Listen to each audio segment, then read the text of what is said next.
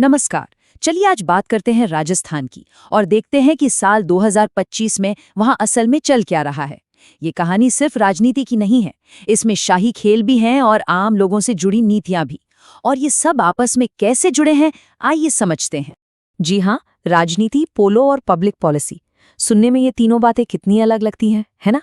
पर यही तो है 2025 में राजस्थान की असली कहानी, जहां परंपरा और आज की तरक्की एक साथ कदम बढ़ा रहे हैं। तो चलिए सबसे पहले मिलते हैं उन प्रमुख चेहरों से जो इस साल इस बड़े राज्य की किस्मत लिख रहे हैं। तो देखिए, कमान है मुख्यमंत्री श्री भजन लाल शर्मा के हाथ में और उनका साथ देने के लिए हैं दो डिप्टी सीएम, श्रीमती दिया कुमारी और डॉक्टर प्रेमचंद बैरवा। कह सकते हैं कि यही वो टीम है जो 2025 में राजस्थान के सभी बड़े फैसलों और उसकी दिशा को तय कर रही है। पर बड़ा सवाल ये है कि इस लीडरशिप का राजस्थान के आम लोगों के लिए मतलब क्या है? इसका जवाब हमें उनकी बनाई नीतियों और योजनाओं में मिलता है।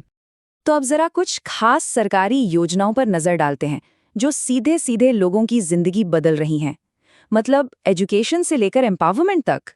सबसे पहले है आपकी बेटी योजना। देखिए, ये स्कीम उन लड़कियों के लिए एक बहुत बड़ा सहारा है जो बीपीएल परिवारों से हैं और जिन्होंने दुर्भाग्य से अपने माता पिता में से किसी एक को या दोनों को खो दिया है। मकसद बिल्कुल साफ है, ये पक्का करना कि पैसों की तंगी की वजह से किसी भी बेटी की पढ़ाई बीच में ना छूटे। और अब जरा इस रकम पर गौर कीजिए, 1.5 लाख रुपए। ये लाडो प्रोत्साहन योजना के तहत गरीब परिवारों में बेटी के जन्म पर दी जाने वाली आर्थिक मदद है। ये सिर्फ एक छोटा मोटा इंसेंटिव नहीं है, बल्कि एक बड़ी मदद है ताकि बेटी का जन्म एक उत्सव बने, बोझ नहीं, और उसकी परवरिश अच्छे से हो सके। लेकिन बात सिर्फ पढ़ाई या आर्थिक मदद तक ही सीमित नहीं है।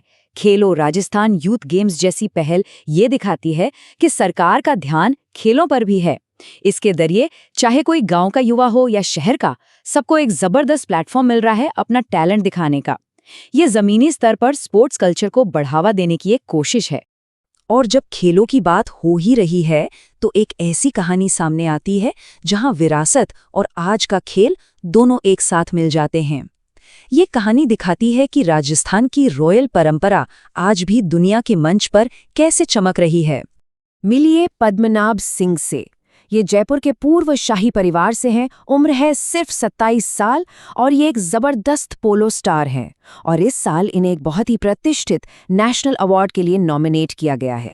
और इनकी उपलब्धियों की लिस्ट देखेंगे तो वो भी काफी इम्प्रेसिव है। देखिए, 2025 के अर्जुन अवार्ड के लिए नॉमिनेट हुए हैं। ये इंडियन पोलो टीम के कप्तान भी रह चुके हैं। 2018 में इनका नाम फोर्ब्स की 30 अंडर 30 एशिया लिस्ट में भी था। और तो और ये एक बड़े अमेरिकन ब्रांड के ग्लोबल एम्बेसडर भी हैं। मतलब टैलेंट को देश और दुनिया दोनों जगह पहचान मिली है। और यही बात उनके बारे में कही भी जाती है कि उन्होंने पोलो को सिर्फ एक शाही परंपरा तक ही सीमित नहीं रखा, बल्कि इसे आज के ज़माने का एक मॉडर्न और कॉम्पिटिटिव खेल बनाने में बहुत बड़ा योगदान दिया है। ये दिखाता है कि वो कैसे विरासत को आज के हिसाब से आगे बढ़ा रहे हैं। और अब आता है कहानी का सबसे दिलचस्प पहलू, एक ऐसा कनेक्शन जो सब कुछ जोड़ देता है। पद्मनाभ सिंह असल में राजस्थान की डिप्टी चीफ मिनिस्टर दिया कुमारी के बेटे हैं।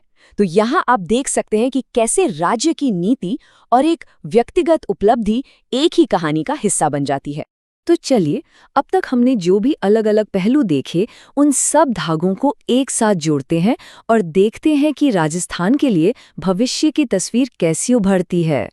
तो कुल मिलाकर देखें तो राजस्थान 2025 में दो पटरियों पर एक साथ दौड़ता दिख रहा है। एक तरफ सरकार की नीतियां हैं जो महिलाओं, युवाओं और किसानों पर फोकस कर रही हैं, और दूसरी तरफ उन नीतियों का असर है जो आम लोगों की जिंदगी पर पड़ रहा है, चाहे वो पढ़ाई के लिए मदद हो, आर्थिक सहारा हो या फिर खेलों में आगे बढ़ने का मौका। तो आखिर में ये सवाल तो बनता ही है कि जब विरासत और तरक्की इस तरह हाथ में हाथ डालकर चल रहे हों, तो राजस्थान की कहानी का अगला पन्ना कैसा होगा? वो कौन सी चीज़ होगी जो इसके आने वाले कल को परिभाषित करेगी?